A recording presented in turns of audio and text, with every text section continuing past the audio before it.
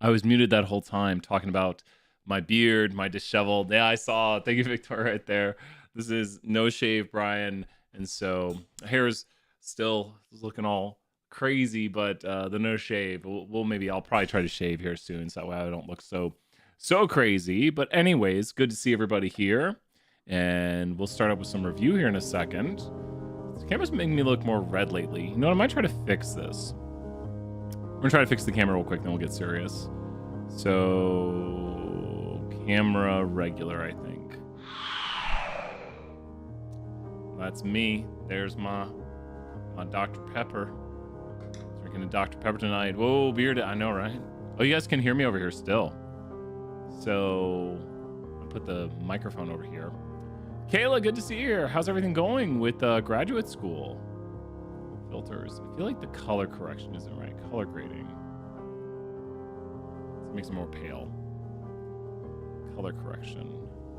Gamma. I'm gonna fix this. Contrast. See, now I got a green tint around my hair. Saturation. I need someone who's really good at this kind of stuff. Eh? I don't know. What have I done to me? What have I done? Never do this kind of stuff at this point. Oh, sure. Last try. Done with finals? Congratulations. Keep the beard. Oh, the beard's looking bad. So it'll be recorded, Pierce, and we'll get started here in a second. I don't know. Maybe it does look better right now. Maybe it does. I'll say this does look better. Let's go back to the main screen. Does look better? I don't know. Okay, we'll get started right here. What questions are there? What questions are there to start? It's very pale. I am very pale, so that's the way it goes. What questions are there? What chapters should we cover? Looks less red. I agree. It looks a lot less red. So, a lot less red, which is good, probably. What chapters should we cover? Any chapters we should cover? Chapters to cover from the test. This is not a beard yet. This is just scruff. It doesn't help that my scruff is like blonde. What chapters? Does anyone want to cover anything on the test? On Stat 1 test? Put it here in the notes here in a second. So whatever you want. If people are here in the chat. We got Pierce. We got Victoria. Chapter 13. That's confidence intervals, right? Fun fact, I'm Tommy Raymond about the probability of being burning a grilled cheese for the second time tonight. The null hypothesis you should do it until there's evidence you shouldn't. Grilled cheese is some good stuff, so I approve. You need evidence not to make the grilled cheese. So the null hypothesis is make it until there's convincing evidence to not make it. Like you're out of cheese, then that's convincing evidence. Chapter 13. Here, let's pull up the review 3. I think that's gonna be confidence intervals for proportions, right? I think that's the chapter that is split into 2 parts. They changed it a few years back. So here we go. We got the review up. Let's talk some chapter 13. And so if you haven't seen this, check out, I don't know, it looks a little better high quality. I don't know what's going on. If you haven't seen this, check out this page right here, which has all the topics. And I just put it there in the chat for you to check out also. Here's chapter 13, confidence intervals for proportions. Chapter 17 is going to be 2 sample T right there. And so chapter 13 is confidence intervals for proportions. So when you think about chapter 13, let's put a note right here. Reviewing chapter 13. Chapter 13, confidence intervals for proportions. So there's a lot of concepts for confidence intervals for proportions. First off, knowing the equation is key.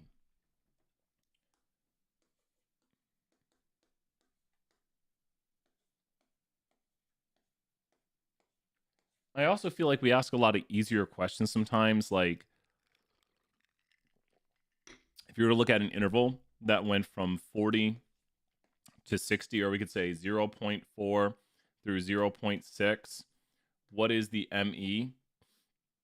So if we were to ask, what is the margin of error of this interval? What would the margin of error of that interval be? Should be a pretty easy question right here to do if you know how to find the margin of error. If an interval goes from 0.40 to 0.60, what is the margin of error? So what would the margin of error of that interval be? What would the margin of error of that interval be? Margin of error, we should know what it means conceptually. And so what would it mean? Like, what would it be for this? If an interval goes from 40 to 60, what would be the margin of error? The margin of error of that interval would be what? Really good kind of quick questions right here to make sure you understand what margin of error is. And you don't always need to calculate it. This is the calculation of it for the one sample proportion. And so knowing what the margin of error is, we can easily understand how to get a margin of error from the interval down below. What is the margin of error for this interval right here? So what would the margin of error of that interval be? It's kind of some good quick review of it, and then we'll mention what the notation means, because we always want to know our notation for these chapters. Does anyone know the margin of error for if the interval goes from 0.40 to 0.60, what the margin of error would be? Yeah, no, Kayla, you're on the right track. Exactly. It would be 0.10, because the margin of error is half the length of the interval. So how could you express this interval? As something plus or minus 0.10, like re-express this interval, and then you will have found the center of the interval, which is the sample proportion, and then you will have given plus or minus the margin of error, which is this portion right here, which is the plus or minus. So what would the center of the interval be? Which is the estimate of the truth that comes from the sample. And these are kind of key concepts right here. If someone said they wanted to estimate the proportion of students who live in the dorms at UT, they might say it's 0.40 to 0.60. So they could say point this plus or minus 0.10. So what would have been their estimate of the truth, which is the center of the interval? 0.5. Great job, Fatima, right there. 0.50. And 0.50 is at the center of the interval. And then if you do the mathematics here, you can see 0.5 plus 0.1 is 0.6, 0.5 minus 0.1 is 0.4. And then you've shown that this interval right here, 0.5 plus or minus 0.1, is the interval 0.40 to 0.60. So when you're doing a confidence interval, the margin of error is half the length of it. And you should also know that the margin of error has two components. The first component right here is going to be the percent confident you are. So we usually give this to you right here, and things like 95% confident are related to a z-score of 1.96. 90% confident is related to a z-score of 1.645. Now, what do you notice as you get more confident, the z-score you have to use gets water? As you get more confident, the z-score you have to use gets water. So as you get more confident from 90, 1.645 to 95, 1.96 to 99, 2.5758, the z-scores always get water. So when you're more confident, the critical value, known as the z statistic we use to make the confidence interval, gets larger. Great job, Caleb, right there. So 95% confidence intervals are going to be wider than 99% and so on. So every time you increase the level of confidence, you're going to shade more of the middle area. Just some kind of quick rough sketches where you're going to shade more and more and more of the middle of the interval containing the possible values. This second portion right here is known as the standard error, everything under the radical, that is.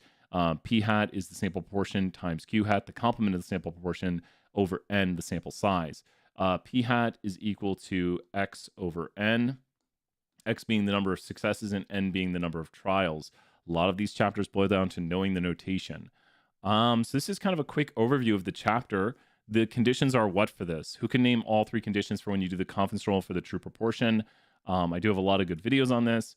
Do you know the three conditions for the confidence intervals for the true proportion? This video right here at the start of this playlist, I would highly suggest going through and writing it down. But what are the three conditions for the confidence interval for the true proportion? So if you know how we practice our conditions, we always have the first two conditions the same. So that's why I write them down for everything. And we're over here at the one prop. It could be a test or it could be an interval. Doesn't matter really. It's the same conditions. So, but when we get down here to the third condition, what will the third condition be? So what will the third condition be? Random's condition 1. We randomly select the observations. Next condition is condition 10%. And this goes for all of them. I think I extend some lines out to say that, well, there we go. There's the lines right after I write the next one. So the third condition is going to be known as what for the one proportion interval. For the one proportion interval, the third condition is known as the what? And good to see her tests. The third condition will be known as the what? Not nearly normal. Nearly normal will be for quantitative. Nearly normal will be for quantitative. Since it's categorical right here, proportions are categorical. So this is a really good thing to write down. I go through and I take the notes on which ones are used when, and when we have a fourth condition like independent means and count data. So this right here, I would highly suggest writing down all of these and knowing just in order right here, the 1 proportion z-test, the 1 sample t, the 2 sample t, and the chi-squared test. Now, the 2 sample t requires what kind of variables? Yeah, let's go to that next here. A quick overview of the confidence intervals for proportions. Someone asked about 2 sample t, chapter 17. So chapter 17, 2 sample t. What variables are required? What variables are required to do a 2 sample t? Especially if you know what kind of questions to write right here or what the output looks like, then you will have this down. But did anyone know what kind of variables you have to do to have a 2 sample t? What variables do you need? What variables do you need to our 2 sample t? Your first variable, your x should be this, and your y should be this. Is chapter 17. So I think usually people are tricked because chapter 17 is comparing independent means. So what kind of variables do we need? Well, what variable types? What variable types are required? I think you're on the right track, Fatima. Just think about the variable types we use. And a lot of times there's multiple choice on the test, but you want to be able to know the answers. Here, I'll draw what the 2 sample t looks like. The 2 sample t graphically oftentimes will look like something like this right here. This will show that they are dependent, a strong dependency between the groups right there. So that's a hint right there. When you do the 2 sample t, you have 2 samples. And so what would this be right here? Not 2 cat. Good guess there, Kayla. 2 categorical is actually when we do the what test. Does anyone know when you have 2 categorical variables, you'll get this graphic here. And I'll put the answers down below here for what these are. This is another test over here. This is good for tools and techniques. So this is chi-squared. Great job, test right there. This is chi-squared. And because that's a mosaic plot, that's chi-squared, and that's categorical. Over here, no worries, Fatima. Good job right there, and good to see Blake. Over here on the far side, you have QQ, and QQ is when we are doing what? QQ is when we are doing what? So QQ is when we're doing what technique? That's 2 quantitative variables, something we learned earlier on. So that's a scatter plot with 2 quantitative variables. That's regression. Yep, Kayla knows that. That's regression. Great job, Kayla. Throw some points here in a second. And so what's left in the middle there, think about how it's box plots, and it's also groups. So can you figure out what the X is? Meredith, good to see you here. And Allison, great job. Thank you so much, everyone, for showing up right here. Some crazy points. So what is that middle one going to be? It is cat and quant. You are correct. It's a cat on the X and a quant on the Y. And this is side-by-side box plots. So it's side-by-side box plots.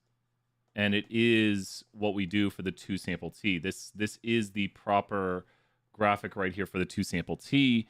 And then we are going to compare the whats of the groups, which is not quite where the medians are at. But we're going to see if there's a what between the groups. We're going to see comparing independent or comparing differences in independent means.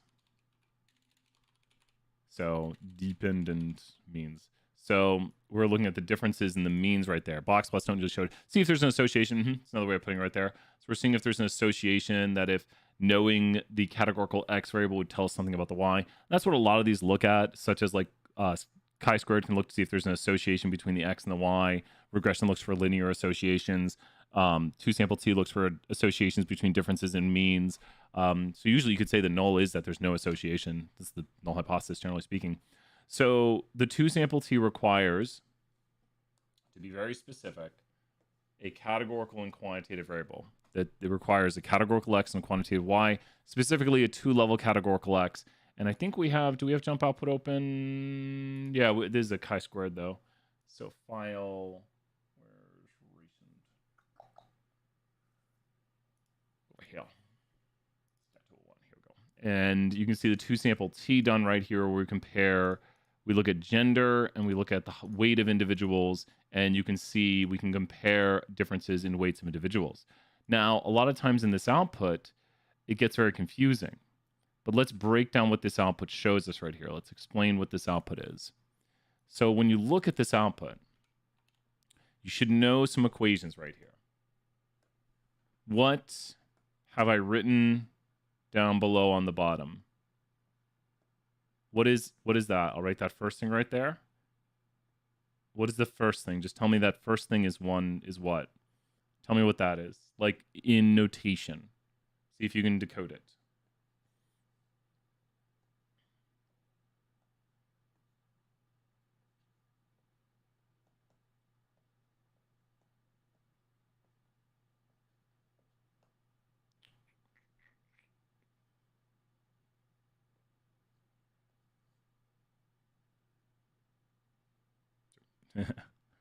The difference in the sample means, exactly. So the difference in the sample means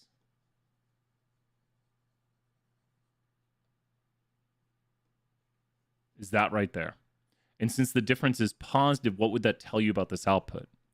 So that's the difference in the sample means. From sample mean male minus sample mean female, the difference was 43.16 pounds. So this is weight. It would tell you what? What does that inform you about the males weighed more in the sample than females? So this number 2 portion, if you look at the formula sheet, is the standard error. So that literally is the standard error. And furthermore, if you look at the formula sheet, if you divide these two values, it'll equal what? If you divide these two values right here, it'll equal what? So what will that value equal if you divide it? What will that value equal? The T ratio, exactly. So that is the T ratio. But this is a 2 sample T because there's 2 groups. So this is the 2 sample T. Good answers there, Blake. So this is the 2 sample T, and we can prove it by going here and doing the following and divide 2.3138, and you can see the 18.865. 43210. There's the one back there. That's weird. I like that number. And so this is the T. The degrees of freedom are a too complicated formula which we do not solve on its own. Then the p-values are not really something that look really pretty. I'm going to show better p-values really quickly to talk about those. To show you a little bit better of p-values, T degrees of freedom, love it. I'm going to do a 1 sample T over here and just show you some p-values. Reason being is I can actually make p-values that are going to be something decent to look at. Okay, so let me go to test mean and go to 68. And now look at the p-values. Okay, so when you look at p-values have a certain association with them. And because there are how many alternatives? How many alternatives are there to a test? Like that we pick from, that the researcher can decide on. So when the researcher, great job Meredith right there are 3 alternatives. There is the does not equals alternative, the greater than alternative, and the less than alternative. Now it's a little bit confusing because the does not equals is the first one here because it's greater than absolute value. To say like, it could be more than this on the high side or more than this on the low side. The sign of it doesn't matter, greater than the absolute value of T. This is the greater than test, which points to the right. This is the less than test, which points to the left.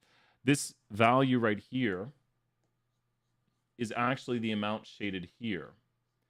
Now, it might be hard to tell, but this percent on the curve here is actually the amount shaded over here to the right of it. And JMP actually has an additional feature called p-value animation. If you go here to p-value animation, and you can actually see it show you this a little bit better.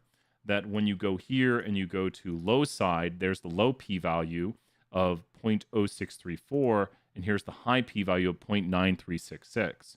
Now, if you were only given this low p-value, how could you figure out the high? I know we added some phase, right? How could you figure out the higher p-value, like the greater than p-value? If you only knew 0.0634, how would you figure out this p-value over there on the other side, the greater than p-value? What's the deal with the less than and the greater than p-value? So if you have the less than p-value, you could figure out the greater than p-value by how. Once you do this a few times and memorize it, it becomes second nature because then you can see it visually and be like, okay, this and this, they are complements. Exactly. Does that make sense here when you're seeing it, Caleb, that it's like, okay, there's the lower and then there's the upper p-value or the greater than p-value. So you just do 1 minus. Only 1 minus though, Blake. Just 1 minus it. And so you do 1 minus, and that'll give you the other side of it, because it's basically like this is the whole thing, 100% of the area. And then you're just figuring out what's on the other side of it right there. Awesome. And then how do you get the two-tailed p-value? So how do you get the two-tailed p-value? And just look at what's happening here. So this is the two-tailed right here. When you do the two-tailed of, this is a one sample, but this is a two-sided test now. If we do the two-sided two-tailed test, how do we get that p-value from the original p-value that is the smaller one? And Blake has it right there. You times it by 2. Notice what's going on right here is you're just reflecting it over on the other side. That's why we're timesing it by 2, because it's as extreme or more extreme on the other side in terms of absolute value. So hopefully seeing it here visually kind of makes more sense that when you do the smaller p-value, you times it by 2. Now, one thing to know, whenever you do p-values, they have to be between what and what. Like, you could make an error here and you could say, okay, Brian said times my p-value by 2. My p-value is 0.9366 times by 2, 0 and 1. So that can't be a p-value. P-values have to be between 0 and 1, so that's not going to work. So once again, make sure your p-values are between 0 and 1. And this one right here shows the relationships of the less than and the greater than up to 1. And the two-tailed is double the smallest. So good stuff going right there. The reason I switched output for a moment is because the other test has such small p-values that, like, that's basically 0. So if you cut it in half, you can get the other one. So that one's basically 0 too. So if you double basically 0, you get basically 0. And basically 0, 1 minus basically 0 is 1. So it's just because it's so far off the curve that there's no area beyond it, basically to the right of it. If you look, like, you point to the right of this, there's no area. Yeah, the upper and lower confidence interval. Can anyone give me a quick guesstimate of the margin of error of this interval? I love doing these types of questions because once you know how to do them, they're pretty simple. But find me the margin of error of this interval. Find me the margin of error of that interval. Find me the margin of error of that interval. You could guesstimate it. 4.5, good guess, Caleb, right there, yeah. And if you want to find it exactly, we need to find half the length of the interval. That looks to be all right, Caleb. Really good guess, Caleb. Yeah, and good guess. So let's find it exactly now. Let's be like to the decimal. You ready? So to find it to the decimal, and that was really good guesses to know if you're on track with it. To do it to the decimal, we have to go, and this is the formula, upper minus lower divide by 2. And that's half the length of the interval. So half the length of the interval. Nice job, Blake, right there. Good practice. So we're going to go upper minus lower divide by 2. And there we are. So if you're wondering how we're figuring these out, it's the key concept that the margin of error is half the length of the interval. If your parents tell you that your new video game system is going to cost between $200 to $300, what's the margin of error? If your parents tell you your new video game system is going to cost you your new... Sure, whatever, don't want to increase. Oh, this is the wrong thing. Your new video game system... I've already got it right. Your new video game system will cost between $200 to $300. What is the ME? So if you look at this, all you have to do is take half the length of the interval, and then you could express it as $250 plus or minus $50. So what is $250 then, Blake? $250 is the what of the video game system. Starts with an E. So good work, Blake, right there. The $250 is the what of the video game system. If we're making an interval for the true, it wouldn't be the true mean. It would be the what, like if we're saying like on average what video game system costs, not the effect size. Starts with an EST. The center of the interval is the best what of the truth. We don't know what the true mean is. It's the estimate. It's the estimate. It's what we estimate it to be. It's their best guess. It's the, like, saying like, here, this is what we think the best guess is. So it's at the center of the interval. So the interval has at the center of it the best guess. Is that, you can say the best guess, yeah. And we don't know what the true mean is. Now, in hypothesis testing, we assume we know the true mean because the null hypothesis states things like, which is important to know, that the null states that the true mean is equal to like 4 or 250 or whatever you want to call it. So in hypothesis testing, we assume we know the true mean. Like the null is that we know it, that the true mean is equal to something. So hypothesis testing is a bit interesting because you're starting with an initial belief about a value. So you believe you know it. And then you can use intervals to reject what the true mean is. So the interval also is used to estimate and could do hypothesis testing. Trying to think what else to say about two sample T. I guess let's do a little chapter 16 theory. I think more if people know all the things on those. Chapter 16 theory time. Okay. So what three things impact the power of a test?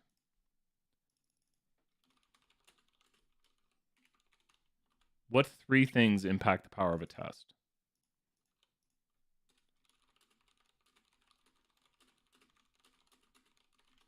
What three things impact the power of a test? These are all good notes that hopefully you've written down or remember and could then tell me about these three things. This is the end of chapter 16 right here. Oh, yeah, see if you remember it. Good job, Kayla. It's so good to see you in practice. I'm glad you're done for break. Yeah, sample size is 1. Kayla's already got 1 down. Sample size is 1. Yup. 2 more to go.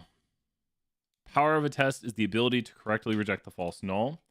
Power is ability to correctly reject the false null, i.e. not make a type 2 error.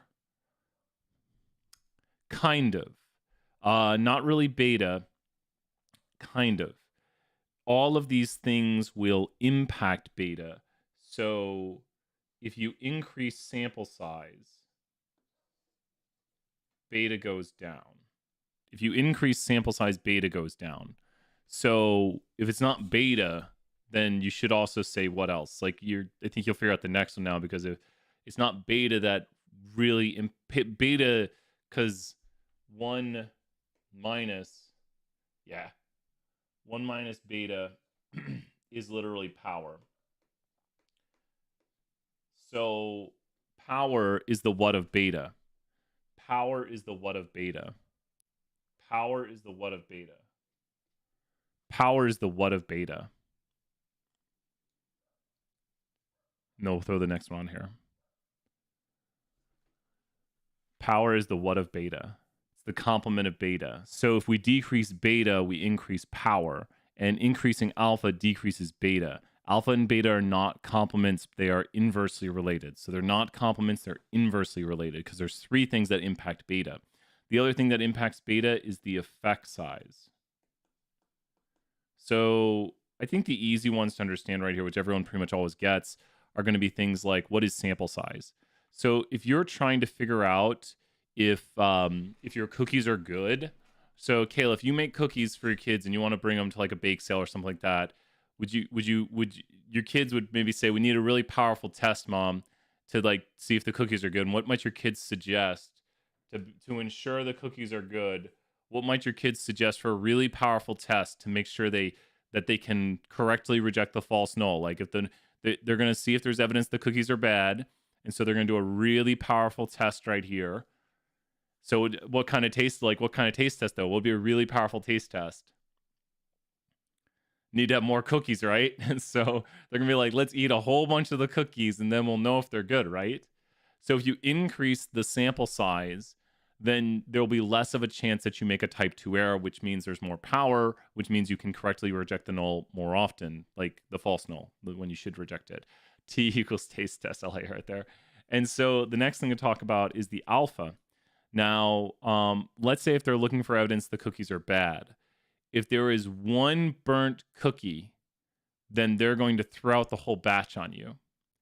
That would be considered a very what alpha. In this example, if there was 1 burnt cookie, which would be a very, like if the cookie's even a little burnt, they're going to toss them all out. That'd be a very what alpha. Be very careful, because it's a very stringent test that's going to reject the cookies very, very often. So if there's even a little burnt, they're going to toss out the cookies. That would be related to what kind of alpha. So what would that do right there? It'd be a very high alpha. You're going to reject the null a lot, right? Does that make sense? Even if there's a little problem, you're going to reject the null and say bad cookies. And with that, you think about that, you're probably going to make a lot of what errors then? So what kind of errors are you making when you reject your cookies when they're probably fine? So when the null is true and we reject it, we're making a what error here because we're increasing this by increasing alpha, which literally is this type of error, type 1.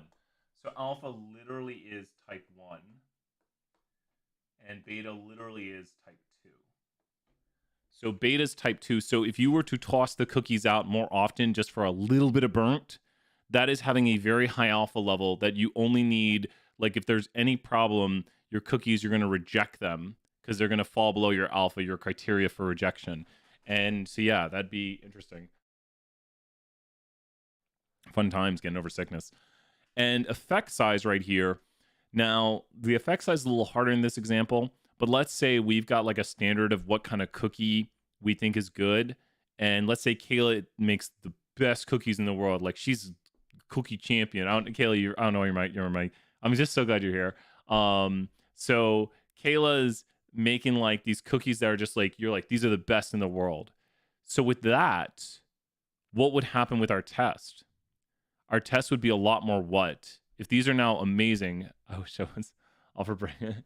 If these are amazing, then what would happen with the effect size? The effect size would be larger and we would fail to reject the false null, or we could reject the false null more correctly, but we wouldn't reject the false null because the null is not false, and because we're far away from it. The truth is further away. I think it's hard to use for my example. I like to use my basketball example for this one. Like, where would it be easier to reject that one of these people is better than Brian at basketball? If Brian plays Darren, or if Brian plays LeBron, when would it be easier to reject the false null? If Brian plays Darren for a 20-minute game, or Brian plays LeBron for a 20-minute game? When would it be easier to reject the false null? When would it be easier to reject the false null? Because the null would be that we're the same ability.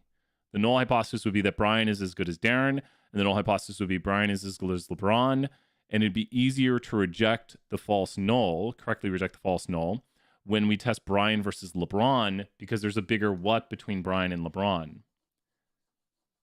There's a bigger what? The effect size is the difference between the null and the truth.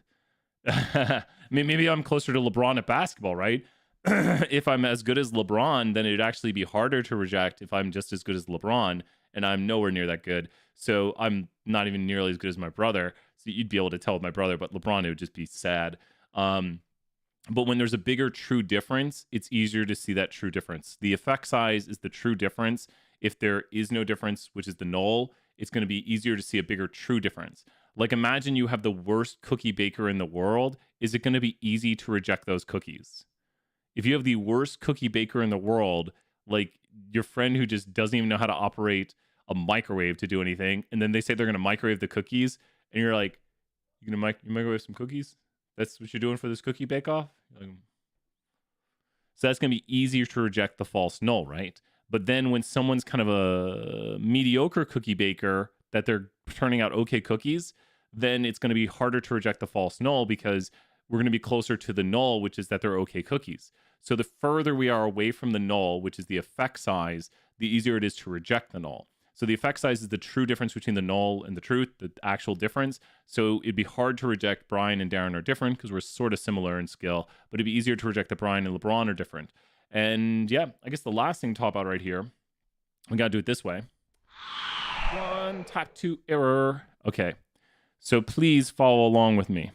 Little chill music right here as we do this. Different nerd up. I love Kayla. Tell everyone you just earned them 100,000 points. I'm so glad, Kayla. That's a lot of points for them right there. I'm so glad you're here chilling out. We always love superstars around from multiple semesters. Kayla has a Kayla level. Kayla has a Kayla level. So that is the Kayla from Kayla level right there. one of the three Kaylas, the triad of Kaylas.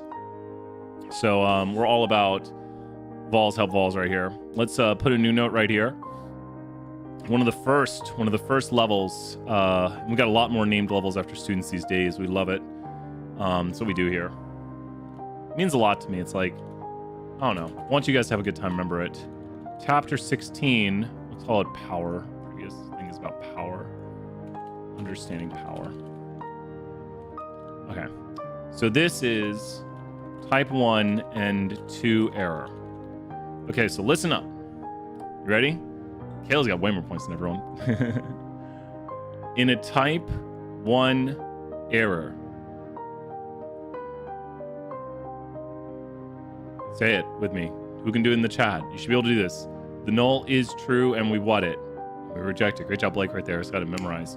And in a type 2 error, the null is false and we fail to reject it. Exactly. They've been practicing, Caleb. We know this. In type 1 error, the null is true and we reject it. In type 2 error, the null is false. That's an F. And we fail to reject it. That's the second F of the type 2.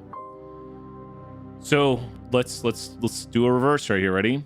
If the null is false, the p-value should be what? If the null, can you go over how to write a chi-square interpretation? Yeah, sure, Eddie. We can definitely do that. If I'm mispronouncing it, let me know, and I'll make sure to pronounce it correctly right there. We can definitely do that next. You got it. So if the null is false, the p-value should be what? So these are, I'm trying to change up your way of thinking right here and see if you know. If the null is false, we should probably see a what p-value. If the null is false, we should probably see a what p-value. Then I'm going to do examples of type 1, type 2 error. We should probably see a low p-value because we should then be able to reject the null. Good job. In relation to alpha, exactly, smaller p-value. If the null is false, we should likely see a lower p-value than alpha because we should be able to reject the null. But in some instances, we do not find a low p-value and we fail to reject the false null, which is a type 1 error. If you know it at this level, then you know it more than memorizing it, which is often my goal. I want you to memorize it and then kind of take it in and understand it. That's the goal, is like have a deeper understanding over time. And here we'll do some examples right here. Okay. So Brian wants to buy a house for $5 million. Totally real right there, right? Null hypothesis. He has the money. He can afford the loan. The mortgage. How much is a mortgage on $5 million over 30 years? It's approximately $166,666.67. He just divided it by 30. That's not right. That's not right. Okay. The alternative is he can't afford. What is a type 1 error in this context? Figure it out. Figure it out. Do it up. What is a type 1 error? Let me see. I think Blake has something, but we'll see if Blake's got it right here. So what we can classify as small p would home it. Yeah, exactly. Small means lower than alpha. Small enough to reject. Type 1 error. Brian can afford the house, but he becomes...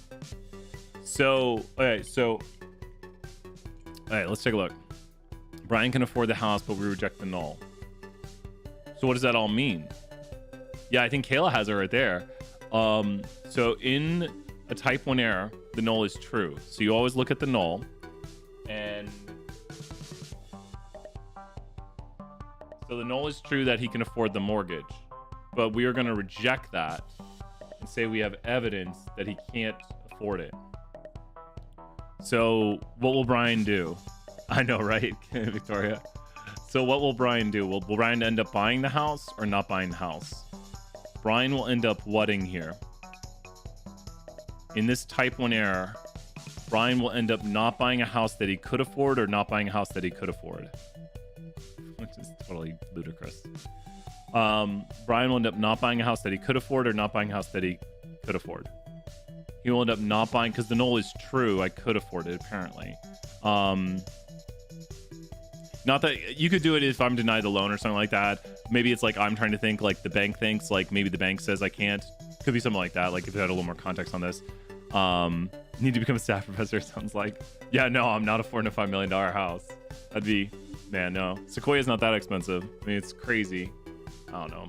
Maybe. Well, not buying a $5 million house, I'll tell you that much. I don't know. It's the average price of a house in Knoxville, right? So type 2 error is when the null is false and we fail to reject it. So in a type 2 error, the null is false. So the null is false. I can't afford the mortgage. It's false that I can afford the mortgage. So this is a type 2, but we're going to fail to reject that. So I'm going to get a mortgage that I can't afford in a type 2 error. Does that make sense? Which is probably this is what would happen. This is what would happen if Brian doesn't correctly reject the null. So we should probably simply do what right here? Like what should be the right choice with this test? The right choice in this test would simply be to what? Which I've already outlined it here. The right choice for this test, because I'll just tell you, I don't have the $5 million or anywhere near that, like to put down a down payment or to pay off that monthly. So the right choice here would be to do what? To simply do what? The right choice would be what? If we didn't make an error, the right choice would be what? Then we'll do some chi-squared. The right choice would be what? Just reject the null. So you're like, well, why would you make errors? Well, they do make errors, especially you go back to 2008 with the housing kerfuffle. I don't know what to call it. There was a lot of errors made on giving out loans and figuring out who could pay what off. So they do make errors on giving loans sometimes. And the right choice here would simply be to reject and say that I can't pay off the house, which I'm not paying off a $5 million house. No, not happening. Not today. Let's do a little chi-squared right here. And thank you so much. People jumping in and asking if we do some chi-squared. Probably go for a little bit more after this. Chapter 19, chi-squared interpretations. So when you have a chi-squared, what are the 4 conditions for chi-squared? So 4 conditions for chi-squared, rattle them off. Just boom, boom, boom, boom, boom. Great job right there, Blake. Already jumping some out right there. Random, 10%. Random means randomly select the observations. 10% means less than 10% of population sampled. And then I like to do next expected cell count. My broken keyboard. Expected cell count. At least 5 expected cell counts. And then finally count data, which is 2 categorical variables. So as we mentioned earlier, the chi-squared test has in it a condition which means you are doing the chi-squared test. The count data condition means you are looking at the chi-squared plot. Now, one of my favorite questions to talk about are degrees of freedom. Now, if you look at count data, it means, yeah, because it's like counts of individuals in each cell. So if you look at a chi-squared or a contingency table is the counts of individuals. And you can see right here the contingency table down below. Now, when you look at a contingency table, it's really easy to get the degrees of freedom. Let's grab this. Better than my drawings. What are the degrees of freedom for this? Oh, I just started up. I was just like started up. I was feeling all right, and I was like, let's do it. Let's jump on. So 6 degrees of freedom, and Meredith, great job. How do you know that? Be careful, Meredith. You did a great job right there.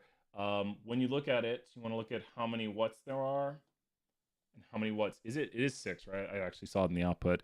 I almost said 12. Oh, careful. So you want to look at how many whats there are and how many whats there are. Thank you, Victoria, right there. You want to look at how many whats there are and how many whats there are. Don't use the totals. Don't use these. Those are not used. rows minus 1 times columns minus 1. So this is the way I do this. And if I'm in person, I have everyone hold up their hands right here. Say this with me. Brian, this is a what by what? Say it with me in the chat. So you can do it. You just don't use the totals. Those are not counts. Those are, I mean, not levels of a variable. So Brian, this is a what by what? I'm giving you the answer here. You can reverse it whichever one you way. This is a 3 by 4. So you know what I'm going to do on my hand? I'm doing what right now? What am I doing right here? Because it's rows minus 1 times columns minus 1. So do you see what I'm doing right there? Do you see the magic? I'm dropping one finger on each hand. So now I have 2 times 3. 2 times 3 is what? And people are saying in the chat.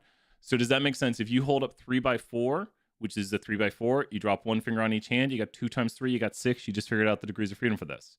So the degrees of freedom are rows minus 1 times columns minus 1. Do not use the totals. That's the most common error right there I've seen when doing degrees of freedom, is to use the totals. But it's just rows minus 1 times columns minus 1. This is also on the formula sheet if you want. I'll show you where it's at. But it's on the formula sheet. I think we got the formula sheet. So if you have your formula sheet, you can go over here, and it's right there on the bottom, rows minus 1 times columns minus 1. So other examples, I like Kayla saw the fade, and she was like, whoa, fade.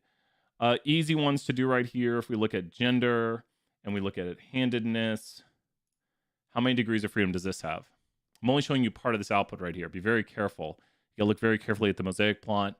How many degrees of freedom does this have? You should have enough output on the screen. So remember, do your thing and then subtract and see if you can get it. I'm just trying to quiz you in different ways. Degrees of freedom should be quick and easy questions. Like these should be freebie points. 2 degrees of freedom. Correct. Because Brian, this is a what by what. So I have people say to me in class, when we do this in person, I have people say, Brian, that's a blank by blank. And then, well, what is it? It's a what by what to start. So to start, well, what is it to start though, Blake? Brian, this is a what by what. Be careful you don't see all the levels on that. It's weird, don't show it. Brian, that's a what by what. It does have 2 degrees of freedom.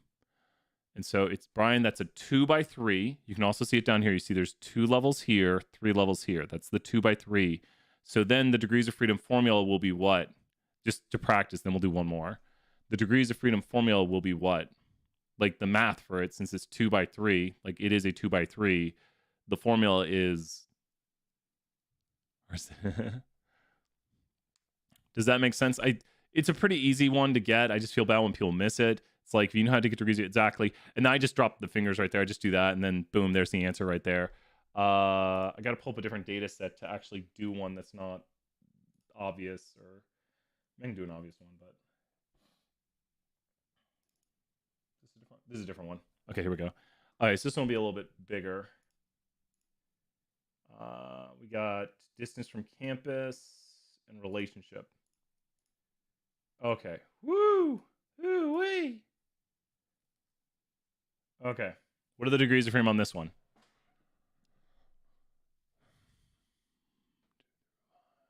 Okay, I think I got it. What are the degrees of freedom on this one? And then you can say, Brian, that's a blah, blah, blah. And so it's got blah, blah, blah degrees of freedom. 16. Mm-hmm. So that's 16 degrees of freedom because it's a 5 by 5. And so it's 4 times 4. If you're wondering where we're getting 5 by 5 times, 1, 2, 3, 4, 5. 1, 2, 3, 4, 5. There's 5 categories. Might be hard to see here. 1, 2, 3, 4, 5. 1, 2, 3, 4, 5. Very hard to see on that. It's much easier down here in the contingency table to see the groups. So a big thing comes about when we talk about how to interpret this. And so there was the question, how to interpret these results. When you interpret a chi-squared, it's important to know the null hypothesis.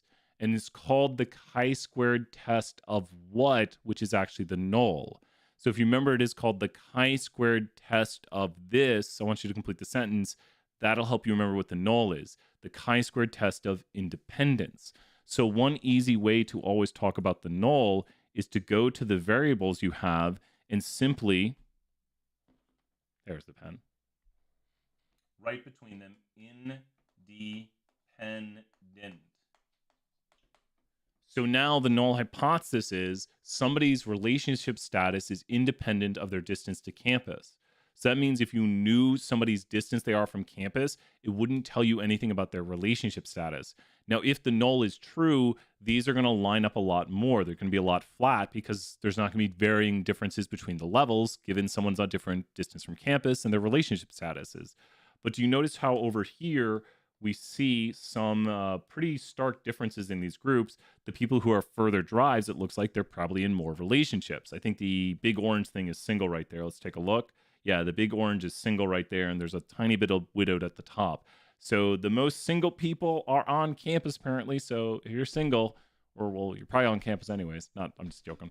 But it's the most single people on campus, and the least single people are the 30+ minute drive, probably because they're old like me. It doesn't mean you're old, but there's probably a lot of lurking variables here, right? For those who take other classes, me right there. So let's see at all times. Mr. Married. I know, right? Mr. Married right here. I love it. It's awesome. And so, yeah, I don't know if you'd seen the ring yet. Nah, big orange singles. Yeah, it's 50% or so, it looks like.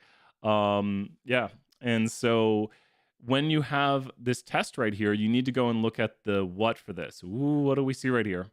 What do we need to look at for this? What do we need to look at? What do we need to look at for this? What do we need to look at? To see if there is some sort of association, which would be not independent, we need to look at the Pearson. And a good to remember this is the Pearson has your p-value. So this is the Pearson chi-squared test statistic, and this is the Pearson p-value. So when we interpret this, we would have the interpretation as, I reject the null hypothesis. We could actually state it. Hypothesis that someone's relationship status is independent of where they live with a p-value of, and no, that's not the one. Oh, did I close it? No, I didn't. 0.00002, and okay, which is well below my alpha of 0.05. This means I have evidence that there is an association between where someone lives and their relationship status. So in general format, we say something like, I blank the null. You could state it that, you could state the null. I don't always do that because we will state the alternative. With a p-value of blank that is blank to my alpha of blank. This means I do or do not have evidence for my alternative that blank. So there's the key things. If you're gonna drop in, hey, Watson, good to see you here. Thank you for the good stuff right there. I reject the null. Yeah, and so you don't have to say what the null is because we will say the alternative, which if we clarify what our alternative is that we're looking for evidence for, that's going to be the big thing. It doesn't hurt to say what the null is. Graders shouldn't take off points. But if you notice, you need to state your p-value. You need to state your alpha level. You need to state if you have evidence for your alternative, or if you don't have evidence for your alternative. So there's a lot of key things to understand that go into this interpretation. Does that help for the individual who asked on how to interpret a chi-squared? You want to look at the p-value for the Pearson, which is going to be right here. And this means we reject the null if we're using just the general alpha. Was the question breakdown I sent you in Discord accurate? Should it be ignored? Yeah, I think that's right. I think what you sent me is accurate. So yeah, I think it is. It looked accurate enough for me. I just think so, yeah. So this is the Pearson right here. How is the chi-squared obtained? So how is that chi-squared value there obtained? Does anyone know how that chi-squared value is obtained? That chi-squared value is obtained how? How do we get that chi-squared?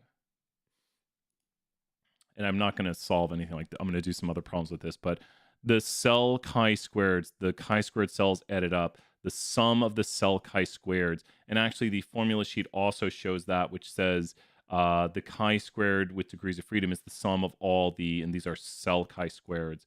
There's also the expecteds, so you need to know how to use these formulas right here. Let's do a much smaller version of this problem right here.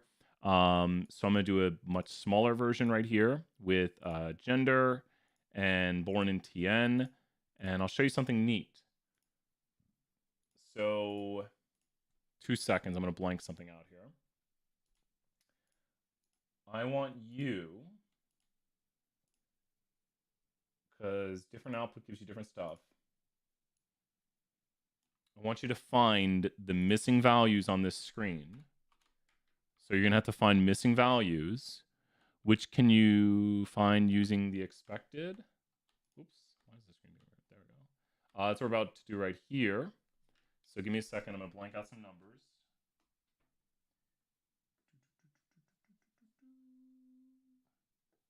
Okay. Find both these values. So find both those values. Find value A and find value B. So value A is going to be a what right here? Value A is going to be a what? Value A is going to be a what? I should have blanked out the degrees of freedom. Should have done that too. That's an easy one though. Value A is going to be a what? So you have to go in the order of these. The first line right here is all counts. The second line is all expecteds. And the third line is all cell chi-squareds. And those are totals. So is 178.49. That's not going to be A though. So A won't double check. So A is going to be an expected, and it's expected count. And I think Meredith has it correct.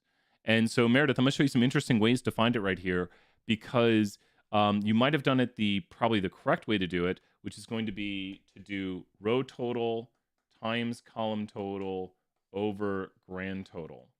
So that's where you take the row total right here and the column total here, and you do this. Is this what you did, Meredith, right here? For the value for A, 451 times 487 over 806. It's probably what you did, right? But watch this. What if we know that this is 4? So you know over here that this is 451.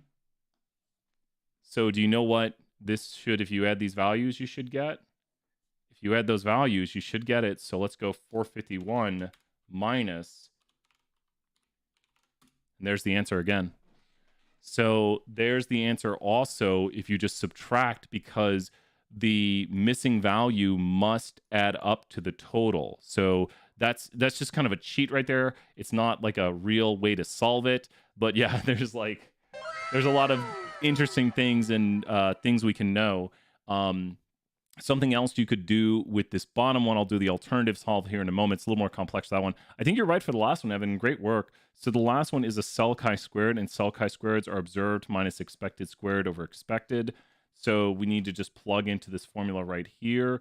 The values with the observed being 142 minus 140.502. We need to square that difference, which is basically 4, and then we're dividing by 1. The expected rate 140.502. Okay, so let's solve this out. This one, the alternative solve is not really useful. It's probably more work, or about the same amount of work. And you take that, you square it, you divide by 140.502.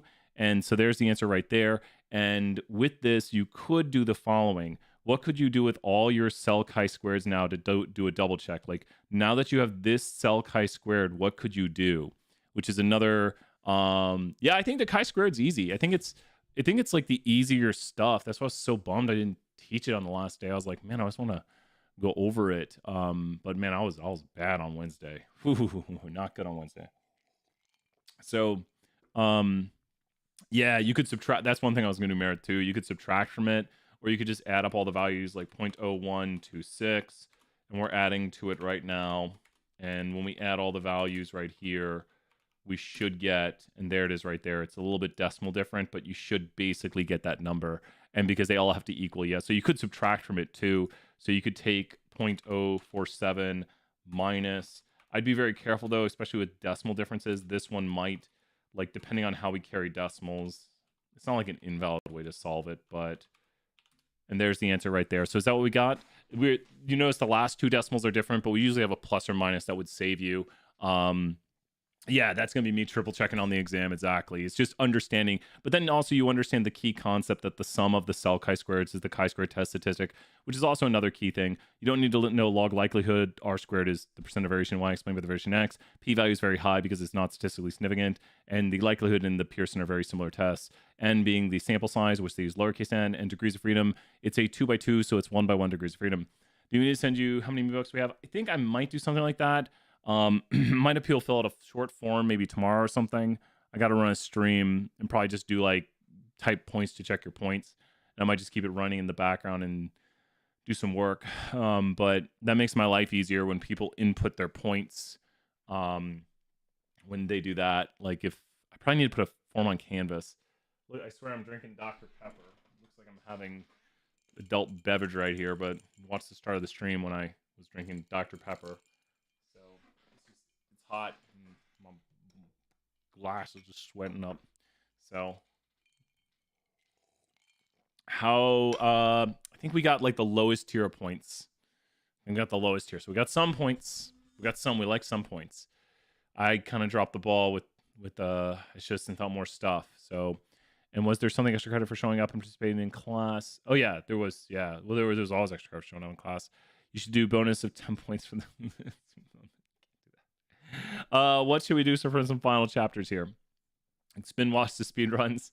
Yeah, check out the speed runs and check out the test questions. So good stuff.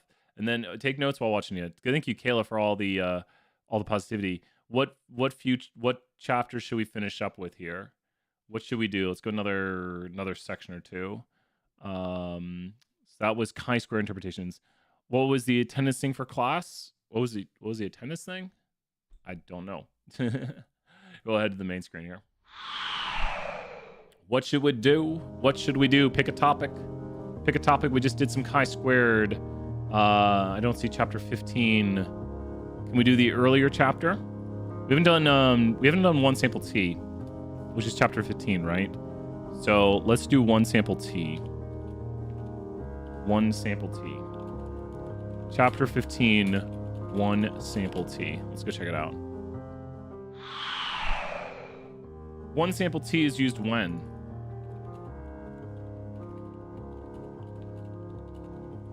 One sample T is used when? When is the one sample T used? Gather up those points. When is the one sample T used? When is the one sample T used? When there's one mean, exactly. So when there's one mean. So one sample T test. So, and then great job, Andrew, right there. And good to see you, Andrew. There's one mean and we have one set of data. So the one sample part of it, the idea of one sample is you're pulling like UT students. The T means it's a quantitative Y variable of interest. So something we would do right here, the two examples of one sample T are going to be a one sample T what? This is called a one sample T what? I'm writing the equation right now for a one sample T what? That is the equation for a one sample T what? That is the equation for a one sample T what? Confidence interval, exactly. That's a one sample T confidence interval. What is your best guess of the true mean? Your best guess of the true mean, which is your estimate of the truth. Your estimate of the truth is going to be known as the what? So the estimate of the truth, known as Y bar, is your sample mean. Good job right there, Kayla. So the sample mean is your best guess of the truth. And then after that, we have a what?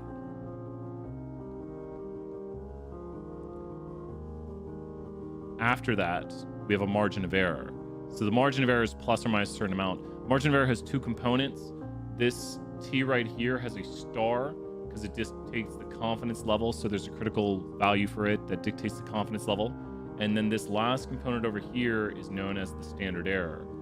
So there's two components to the margin of error. The standard error and the confidence level related to the T used. The higher the confidence, the larger the T statistic, and larger the T, the higher the confidence. We pick our confidence level when making the T interval. So when someone gives you an interval and they tell you the price of a steak dinner is going to be somewhere between $50 to $70, what's the margin of error? These are things, once you know how to do margin of error, and Blake's shown some equations for it here.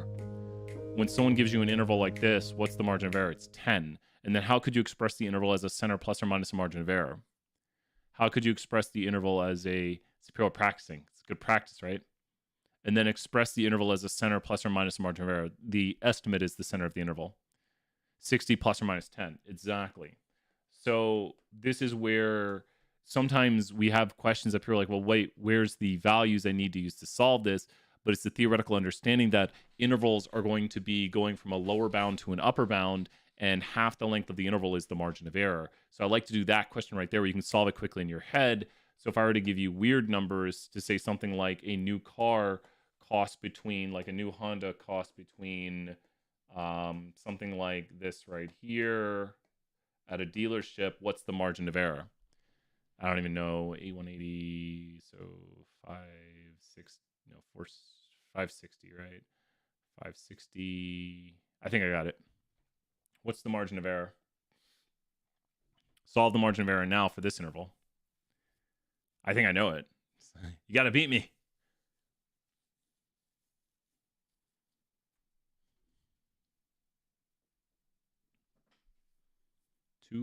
Is it 235? Oh no, I did it wrong in my head. I gotta throw it. Oh no, in Victoria, your last non-departmental final can be moved. That is university. It's kind of late to contact people, but university policy is last non-departmental final on a day when you have 3 or more exams is required to be moved. You're supposed to contact instructors 2 weeks before.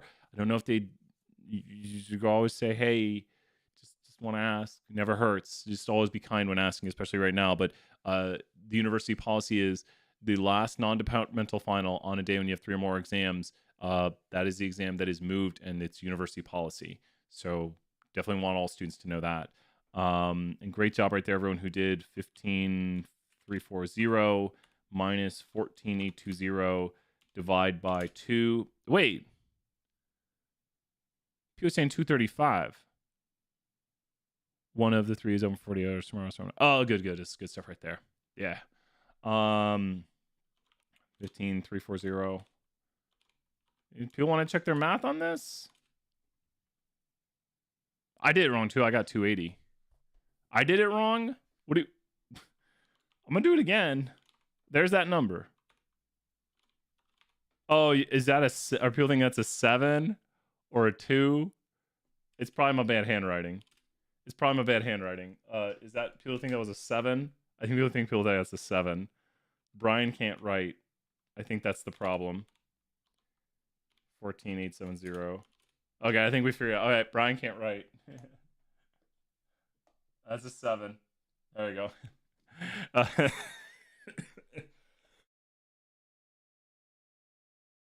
Oh man, sound like an old man. I've been smoking cigarettes. Just get my cigarettes. So yeah. Okay. So with the confidence interval for the mean, then if somebody say no to drugs, yeah, don't do cigarettes. If somebody told you they think a new Honda costs $20,000, what would you say to them? If someone had the null hypothesis that the true average selling price of whatever kind of car this is that we're talking about, what would you say to them about this using your interval? And let's say this interval was made using 80% confidence. So you would say that value is outside the interval and it could be rejected with what? So I know, right, Blake? This is like some 2017 prices. You would say that value is outside the interval and you could what it at the what alpha level. So when you think about an interval, the interval is the inside portion, and then it relates to a test with the outside portions on a two-tailed test. So the respective alpha level, and then Meredith has it right there, the respective alpha level is alpha 0.20. And so you could reject on a two-tailed test, the mean is not equal to $20,000 at an alpha level, which is not that high of an I mean, not that low of an alpha level, but it is what it is. Yeah, Kayla's got some really great work right there. People practicing and understanding how to do this. I really need a haircut. I'm 80% confident the true mean price of cars is contained in the interval blank to blank. Great job, Blake, right there. Good practice. So we need to know how to do that. We need to know how to talk about we're predicting the true mean price. Now, people like to say, how do I know how to interpret my intervals? How do you know for certain this has nothing to do with proportions? Why would you not say anything about proportions here? And there's just huge red flags to even mention anything about proportions here. Well, one, we're using means. We're using the sample mean to estimate the truth, which means we're trying to estimate the true mean from the sample mean. But also proportions, there's a huge problem right here. This can't be proportions just flat out. Why can this not be proportions? There's just red flags. It's a t-test, so it's quantitative, right? And then also proportions are contained between 0 and 1. So if you see numbers outside of 0 and 1, then it's not proportions. And it's Mr. T is the mean, so he's not proportions. And there's actually S, which is standard deviations. There's no P, there's no P hat, there's no P naught. Those are all, for proportions tests and stuff. But all this stuff here, there's no decimals. So if there are decimals like 0.12, it could be mean or it could be proportions. And then make sure to write down your notation as you're doing it. So if we were to change this to a 90% confidence interval, what would definitely happen right here? If we were to change this to a 90% confidence interval, what would definitely happen? What would definitely happen?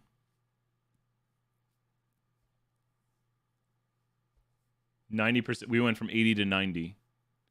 So it went from 80 to 90. So what would happen? It would get wider, right? So the interval, let me ask you this big question. This confidence interval is made from the blank to see if it contains the blank, to try and estimate the blank. Okay, so this confidence interval we're making right here was made from the what? Oh, Andrew, good guess. Yeah, Andrew put the alpha, new alpha level. Yeah, so it'd be a new alpha level. Yeah. Oh, we got to change that. Andrew, good work. Put in the new alpha level. If it was, we'll pretend the numbers are the same. Yes, and great job right there, Caleb. The confidence interval is made from the sample mean to try to estimate the true mean. And watch this. If we just change this really quickly, like watch how quickly this all changes. Like it's the same sort of idea right here. If we go here to 1 prop z, then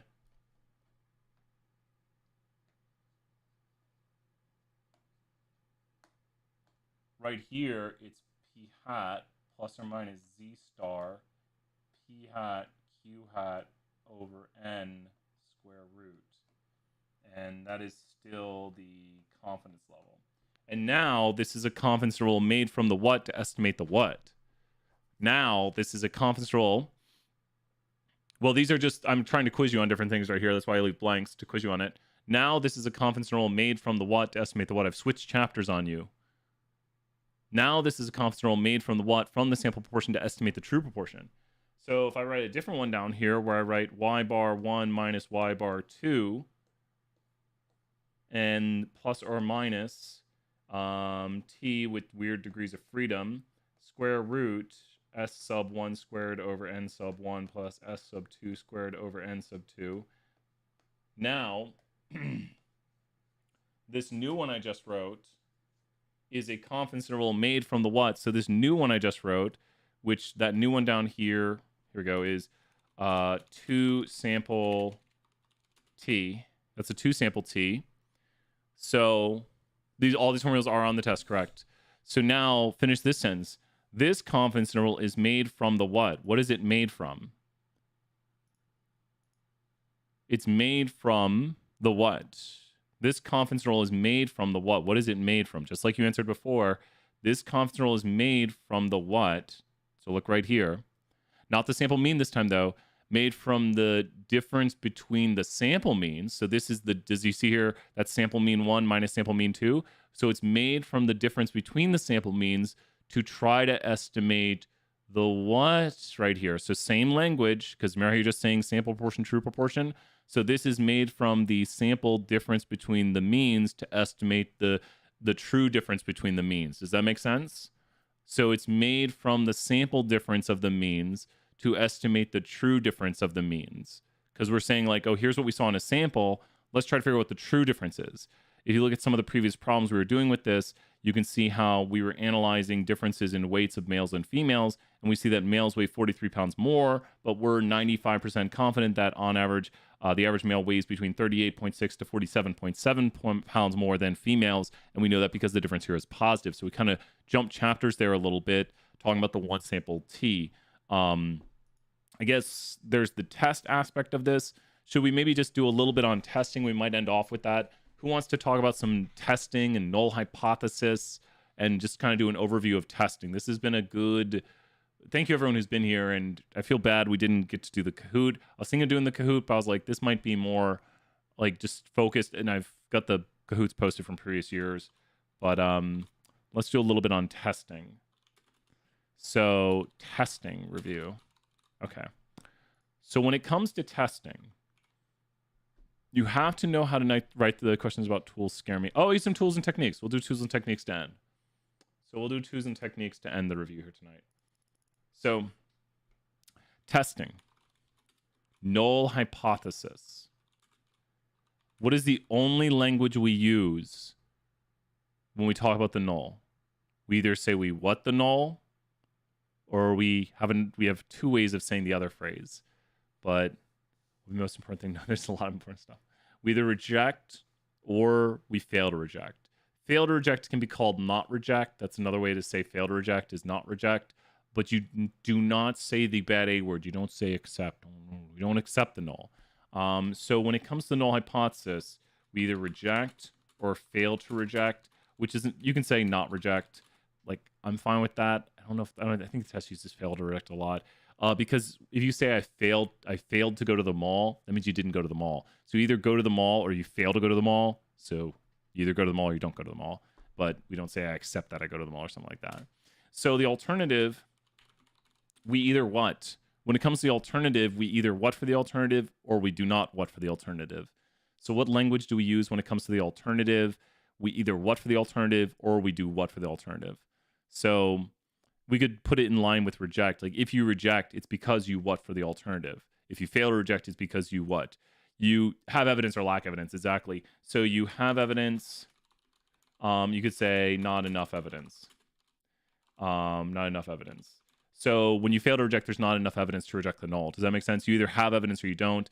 And you could say sufficient. A lot of my Pearson stuff will say sufficient evidence. So you could say have enough evidence, do not have enough evidence to reject the null. Something about that. If you have evidence to reject the null, then, if you have evidence for the alternative, sorry about that. If you have evidence for the alternative, you would reject the null, right? So you're rejecting the null because you have a better idea. But if there's not enough evidence for the alternative, then you would stick with the null, i.e. fail to reject it. So hopefully that starts to make more sense. And I've paired it up here. When you reject, it's because you have evidence. When you fail to reject, it's because you do not have enough evidence. You could say have enough evidence, do not have enough evidence. It's fine right there. When do we have evidence?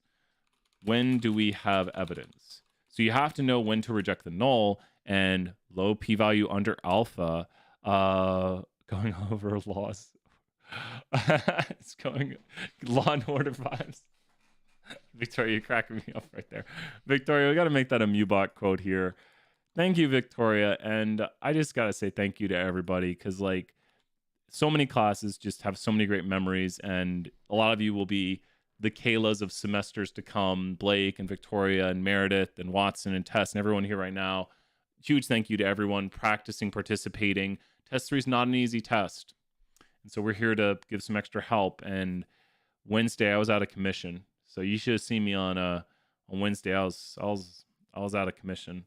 So I was pretty bad. That quote we just input right there was quote 345. Probably going to be in the 70s. Quote 345 right there. So yeah, and then I throw a little space between it. There we go. Quote 345. Well, would you say test 3 is the hardest? It's test 2 and 3 are the hardest. But when it comes down to it, test 3 is very very repetitive. It's just that the material is very new. Test 2 is more memorization, and test 3 is like big concepts. If you don't get them, it's very bad. So I had one student really worried about test 3 and ended up acing it. Possibly that I thought it'd be better to do it tonight because I don't want people to be like, oh, I stayed up all night studying and I didn't know you were going to help out. So it depends on how I feel tomorrow, because I've had some coughing fits where if I had a coughing fit, I was ready to just end it as well as drinking this right here. So yeah, do a 20. No, not in my current condition. The nights have been rough. Like I'm waking up for 30 minutes to an hour and then trying to fall back asleep. Like, just being like, I can't lay here and cough. Anyways, when do we have evidence? When the p-value is below alpha. Who decides alpha? Alpha is your type 1 error rate. What is alpha? Type 1 error rate, which is your false positive error rate. Researcher picks it. So you just pick it. You just decide it. How many alternatives are there? We've already said this a lot. How many alternatives are there? There are 3.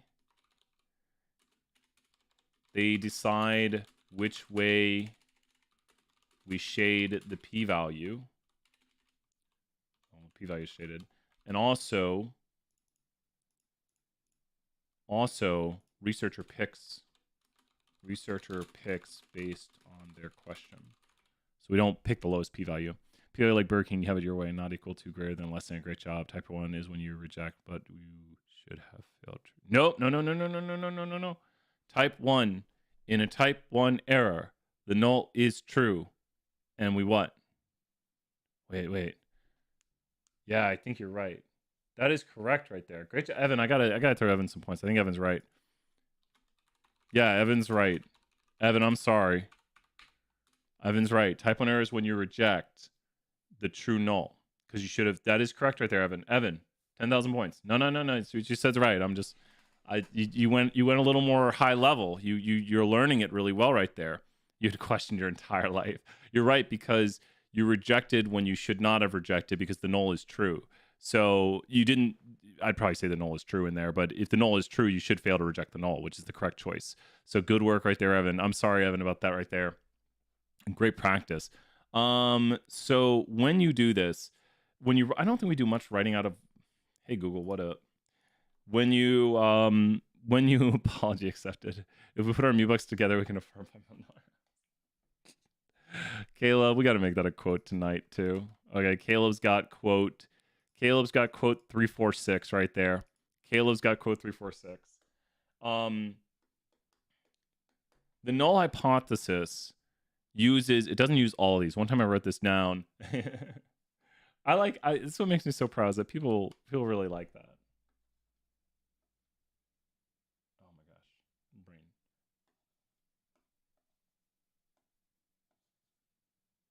Okay. And same thing right here. Same thing. And then over here, equal sign. And this will be one of these.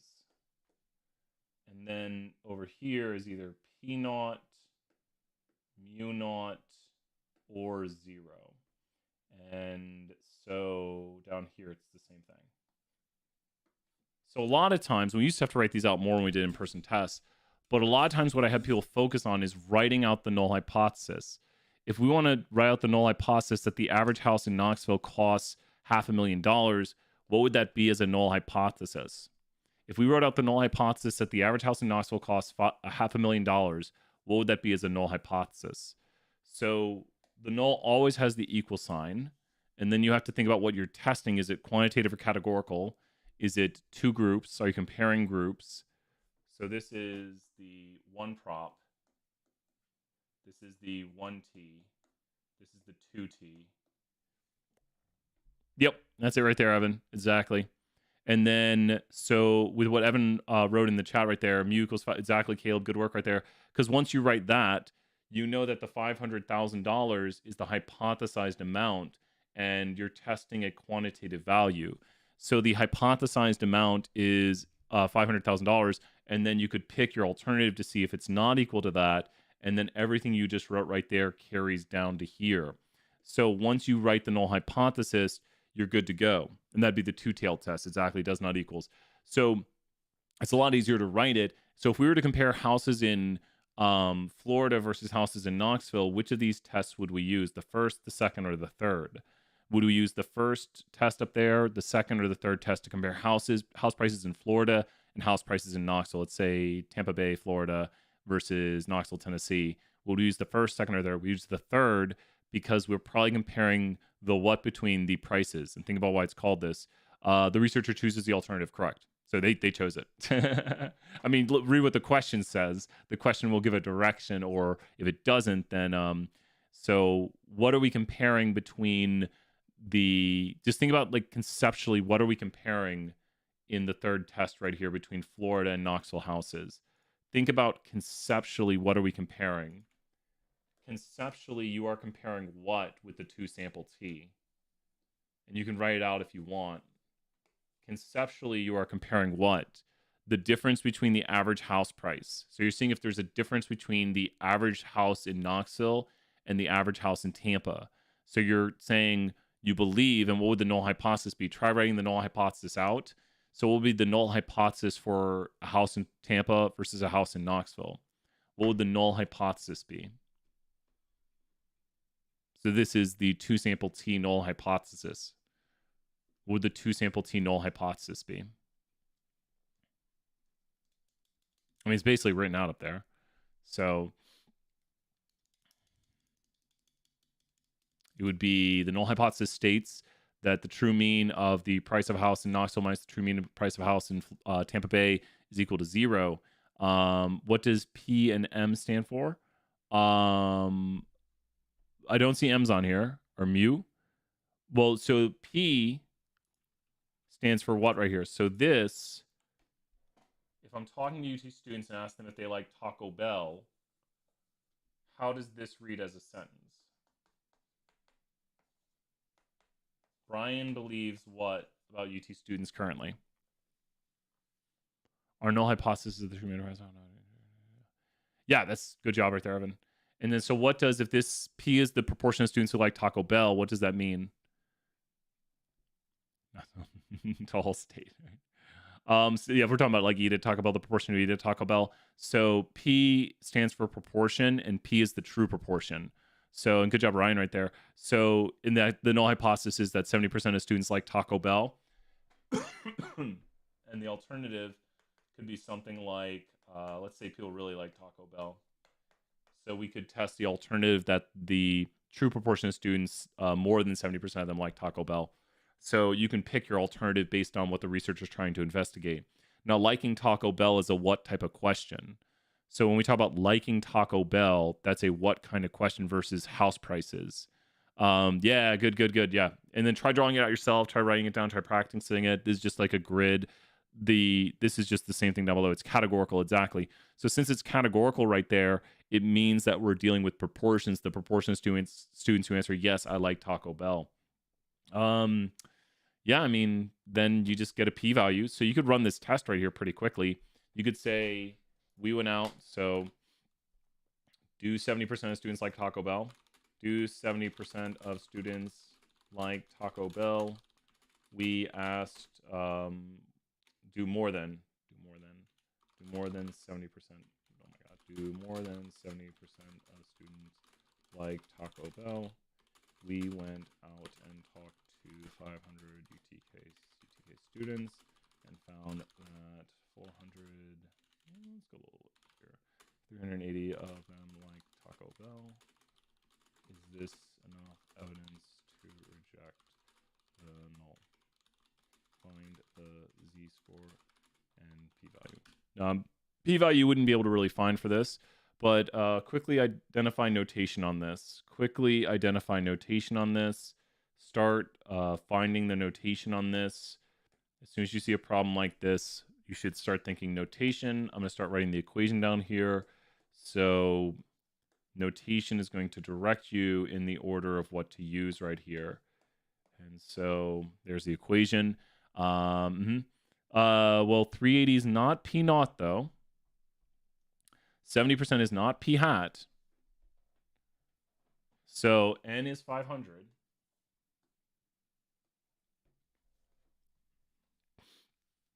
P naught must be between what and what? 70% is P naught. 380 is not P hat though. So that is the null proportion.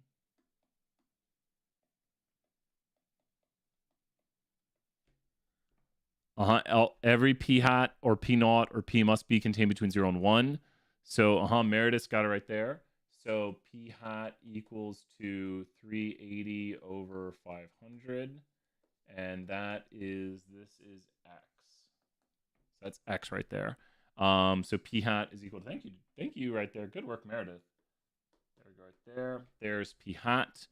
And so P hat is the sample proportion. And so the difference up top here is going to be that. And then we divide down here on the bottom. And do a little math. And there we go. And square root. Oh, yeah. Ooh, that z-score is going to be... You can actually figure out the p-value very close to this one now. The z-score is going to be about 2.98. 2.98. 2.92, 2.93. There we go. Okay. P hat is observed in the sample, correct? In the sample. So P hat is what we saw in a sample. It is observed. That is correct. So it would be observed in a sample. So in our sample, we saw this proportion. We saw 0.76. And so does anyone have any sort of guess at the p-value on this? 10,000 points if you can guesstimate the p-value, because we're trying to figure out more than, and think about where we landed. We landed over here at 1, 2, almost 3. We landed right there. And so if you can give a guesstimate of the p-value, good guess, Evan. Let's see. How many points did I say, Evan? I'm thinking it's this. Actually, Evan, you're probably right. Evan, I think it might be even a little bit more. It might be like 0.004. Is it? People are guessing this kill. My gosh, a lot of good guesses. Because you're using probably the empirical rule. Sure, why not? We'll throw one more 100,000. Why not? Good guesses. Someone has to have gotten it exactly correct, right? I'm going to cut this in half. If it's actually that, okay, let's go take a look here. We need to go here to the, we'll go to the T applet. We're not using T. I'm just going to show you why. Well, no, it doesn't have the finite, or there's a normal curve applet. We need to go to David M. Lane. One moment, we're pulling up David M. Lane here to get the answer. So Mr. David M. Lane, and it was 2.92. Or 2.93 around it. So above 2.93. And wait, what'd you do? Or did you carry the extra decimals? 2. Oh, no. I didn't round. I'll still throw out the points. So there's the exact. But if you notice, we were kind of close on our guesses.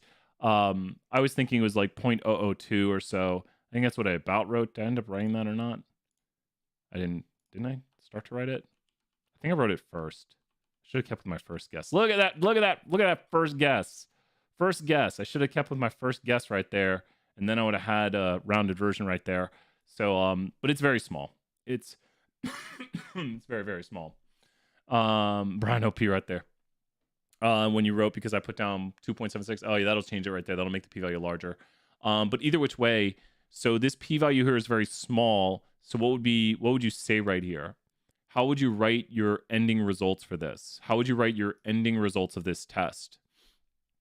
Well, we're not doing that. We'll do more about it. This is a good amount of points for tonight. What would be your ending results for this test? Like, write up your finality on this. Write up your final conclusions. I'm going to need to get some more. We're going to do tools and techniques after this. My cooling water is going out. Write up your final thoughts on this. So the null hypothesis was that the true proportion is equal to 70%. The alternative we were looking for is that the true proportion is greater than 70%. You reject the null. There's sufficient evidence that more. And then make sure to copy. I think you'd probably do that, Meredith. You're just kind of doing good work, Meredith. So I reject the null hypothesis with a p-value of 0.002, which is below my alpha level of 0.05. This means I have sufficient evidence that more than 70% of students like Taco Bell. I reject my null hypothesis. The true proportion of students that like Taco Bell is equal to 70%. We have evidence to suggest the true proportion of students who like Taco Bell is more than 70%. Exactly. But make sure also, what would your alpha 0.05 unless otherwise stated? Make sure to state your p-values when rejecting the null. Make sure to state the p-value. It'll a lot of them state your alpha level. A lot of them will say here's the alpha level. Unless otherwise stated, alpha is always assumed to be 0.05 for almost all statistical tests. Does that make sense, Meredith and Evan right there? Make sure to state your p-values. So I reject the null with a p-value of this, which is below my alpha level of this. And unless otherwise stated, alpha level 0.05. I reject my null. Yeah, good job right there, Meredith. I reject the null with a p-value of 0.002, which is below the alpha level of 0.05. We have evidence to suggest the true proportion of like is more than 70%. Exactly. Good work there, Blake. Yeah, exactly. Allow some characters. Let's talk tools and techniques here real quick. Tools and techniques. Tools and techniques. Tools and techniques. Okay. Okay, here we go. Here we go. Evidence. All that evidence. Okay. So let's talk graphics. Graphics. You have pie charts, bar charts, histograms, box plots, stem and leaf, scatter plots, mosaic plots. Any other major ones we're missing? Dot plots. Yeah, I guess dot plots go... I'm not a fan of dot plots. Dot plots. Those probably... I'm going to delete them because I don't think I even mentioned that. Trying to think what else. Anything else? Scatterplot matrix. So, scatterplot matrix right there, one of the lesser remembered ones. I had to make so many scatterplots in Stata this week. Oh my gosh, maybe you made some scatterplot matrices. So yeah. Anything else? Dual plot. Anything else for graphics? So with this, pie charts and bar charts, what? Pie charts and bar charts, what? Pie charts and bar charts, what? If you're remembering from earlier on, all this right here is summarized here. Pie charts and bar charts, what? Oh, we should put maybe time plots. I don't know. They're categorical. Histograms, box plots. We have side-by-side box plots.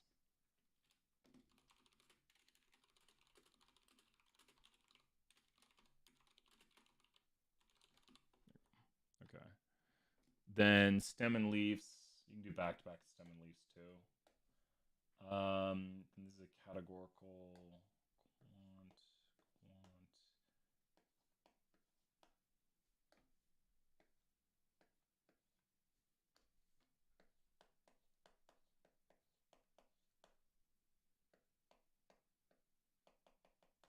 Okay. So this is the summary of the different graphics. A scatterplot matrix takes a whole bunch of whats. A scatterplot matrix takes a whole bunch of whats. Because it's a whole matrix. If you're wondering what a scatterplot matrix is, if you haven't seen one in a long time, go right here. I don't usually make them a lot. Multivariate. I think we go here, move out the character. And there's a scatterplot matrix. Whole bunch of quantitative variables. So a little bit messy. There's better ways to make it. I'd make some in really good package psych. I'm actually going to take 10 seconds right here. Run. No. So there we go. Just really quick, I want to show you something really cool. And so with this, let's go right here and run core matrix or core library psych.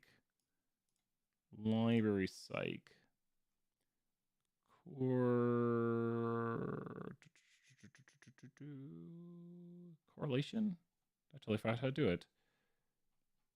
Well, darn it. That failed. Well, let's go back to review. So with this right here, scatterplot matrix, we use a bunch of quantitative variables. Mosaic plots, 2 categorical variables. Scatter plots, 2 quantitative variables. Time plots is where time is on the x-axis. Stacked histogram is a quantitative y variable of interest, a categorical x. Side-by-side box plots are going to be same sort of idea. Stem and leaves are just 1 quantitative variable. Box plots are 1 quantitative. Histograms are 1 quantitative. And pies and bars are categorical. I think that's the most part. So a student wants to look at their grade in the class over time of the year, which is the best choice below. Now, I am being a little tricky right here, but it is a special kind of these. So a student wants to look at their grade in a class over time of the year. So I am being a little tricky. It is a special case, one of these, but the student wants to look at their grade in a class over time of the year. It is a special kind of these. So it still is a this. What does time of the year mean? Like the day of the year, like what day it is, how many days have gone by. Wouldn't time be an identifier? Time is quantitative. Time is a quantitative variable, like how much time has passed between 2 intervals. So time is quantitative. So they can track their grade over time. It'd be a scatter plot. And more specifically, a what? So more specifically, a what? And since it's time of the year, time is a special kind of scatter plot, time plot. So it would be a time plot specifically. That's a little tricky. I don't know if we put time plots on there, but a time plot is the special kind where you put time on the x-axis. And so someone wants to see if more students have pets who live on campus versus off campus. So which graphic would they make right here? Someone wants to see if more students have pets who live on campus versus off campus. What graphic would they make here? So a mosaic, exactly. Because you would look at pet ownership to draw a quick sketch of it. It's going to show you kind of on campus off. So you'd have here like on, off, and then like pet yes versus pet no. And you might see something like this right here where the people off campus have more pets. So do you have pets? Do you live on campus? So they're both categorical variables, exactly. So the question is 2 categorical questions. So yes. Student wants to analyze heights of their classmates. So what would they use to analyze the heights of their classmates? Lots of answers here. So what would they use to analyze the heights of their classmates? Box plot, anything in this realm right here, because you're just analyzing 1 quantitative variable. Anything in this realm is a right answer. Pie charts, bar charts don't apply. Those right there. So on the flip side of this, it's worth saying that if you're doing pie chart stuff, you could actually be doing 1 proportion, because notice how it's 1 categorical variable. I'm going to pair these up right here. And then bar charts are the same deal with 1 proportion. Histograms could be used to analyze what sort of test? Histograms, and look at the way the data looks, and you'll see, maybe you'll start to see some relationships right here. Histograms could be used to analyze what? And what kind of t-test? You are correct, it's a t-test. So 1 sample t, right? So histograms and everything right there applies. Side-by-side box plots are going to be used to analyze a what? Side-by-side box plots are going to be used to analyze a what? Because now you're breaking it apart by 2 categorical variables. Side-by-side box plots is going to be the 2 sample t, because Mary, you have breaking apart by 2 samples right there. Scatter plots are going to be used to do what sort of statistical test? Good job, Andrew, right there. Scatter plots are going to be used to do what sort of statistical test? This is the real deal right here. Like, this is good notes. Scatter plots are going to be used to do what statistical test? What statistical test? What do we do? 2 types of things. Can the second variable for the second 2 sample t be for the 2 sample t, it's quantitative categorical. So what are scatter plots used for? Q, straight enough. No outliers. There's 2 chapters. Chapters 6, 7, and 8. 3 chapters. 3 chapters about this with scatter plots. What did they analyze? What kind of test are we doing? Starts with an R or starts with a C? Starts with an R, starts with a C. Normal curve stuff is with histograms. Normal curve stuff's with histograms right there. Regression. Regression / correlation. There you go. Regression / correlation. Mosaic plots, and good work, everyone practicing right here. Mosaic plots are going to be used to do what? Which also contingency tables are compared with, contained with too. Mosaic plots are going to be used with what test? Chi-square. Chi-squared test. And then down here, scatterplot matrix is going to be also just correlation. Probably more correlation, not really doing regression at that point. And then last but not least, we have tree output, which is just tons of variables. So if we go down here to a tree, it's whatever you want. It's, well, we put blue as Q as C.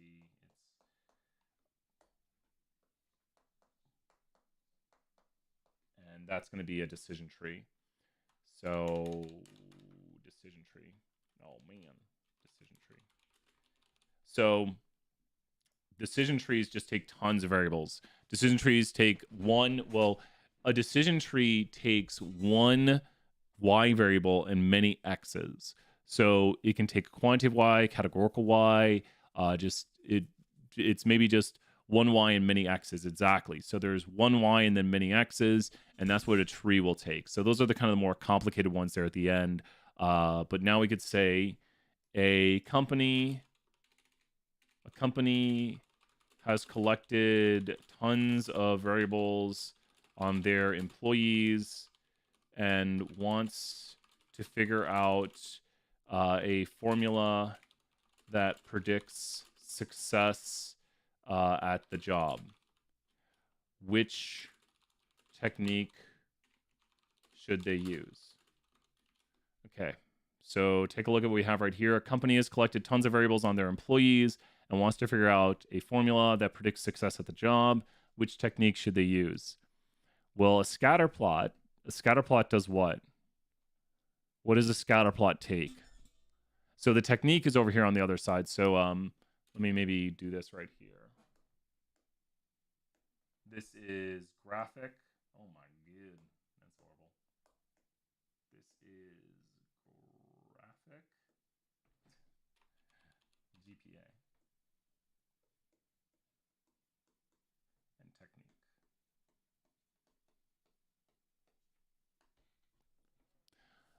technique. And decision tree, that is right.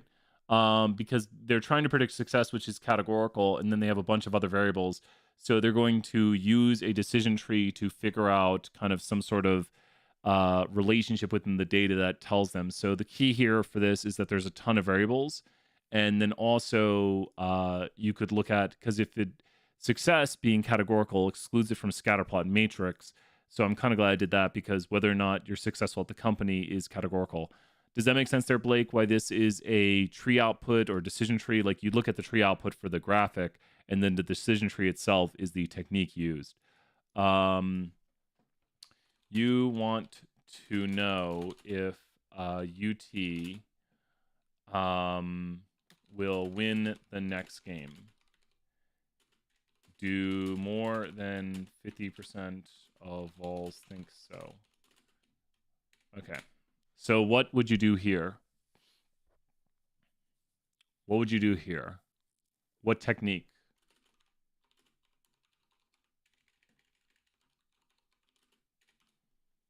What technique here? One proportion z-test, yep.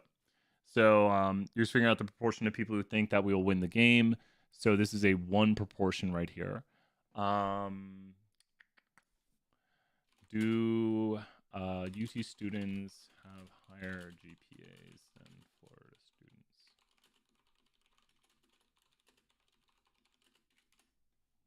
So which one would you use right here? Do UT students have higher GPAs than Florida students? 2 sample T, because we're comparing a quantitative measure against 2 groups. And so you can kind of see, I hope, does this help right here? And write this down if you don't have it. Remember, it just helps to repeat these things, to write them down.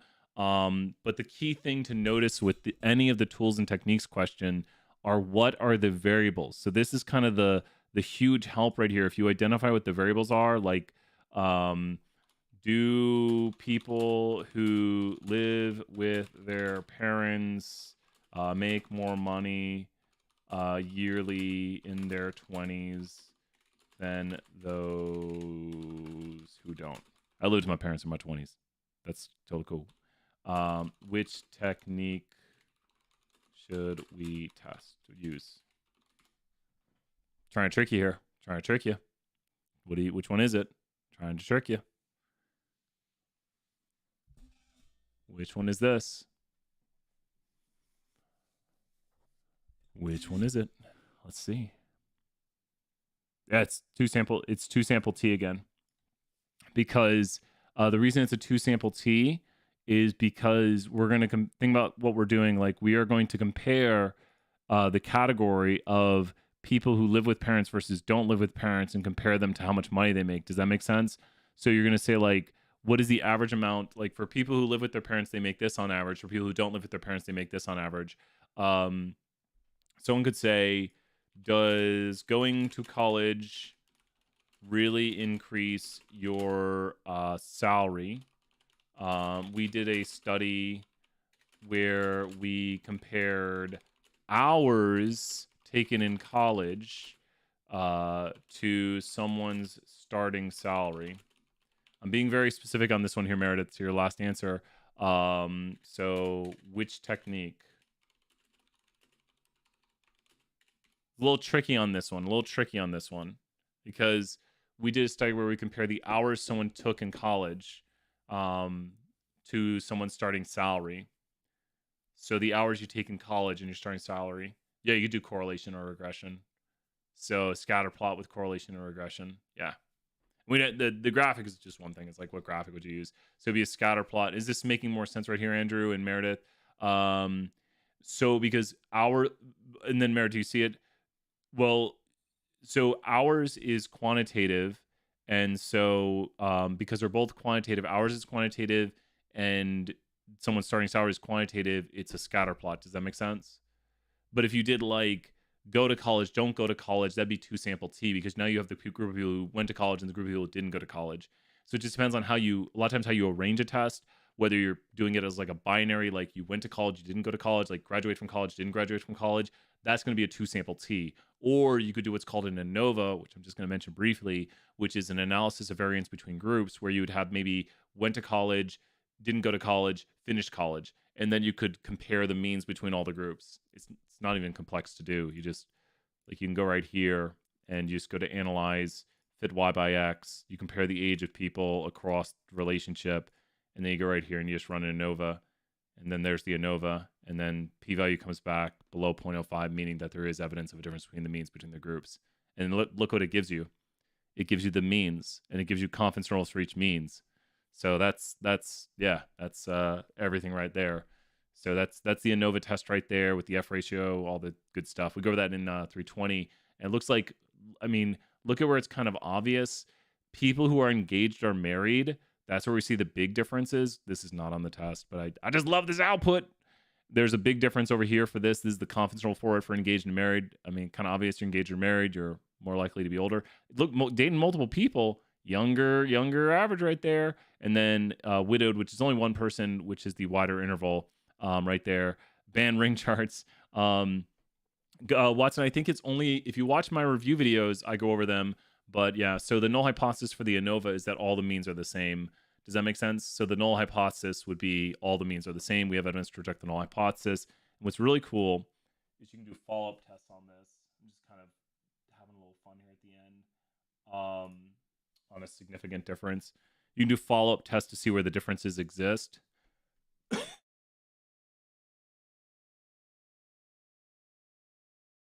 Fun times. And the engaged and married people, we have evidence, are the oldest, but they are the same as the widowed. Like, they're similar. And then the groups connect here. So there's a connecting letters report, and you can create all the different estimates for the differences between the groups. You just get so much output. You can learn a lot. And then look at the rings. It's the rings for it's like the size of the ring is the confidence interval for it. If you notice right there, the overlapping rings show that the intervals are similar. And look at, you see how that ring doesn't connect?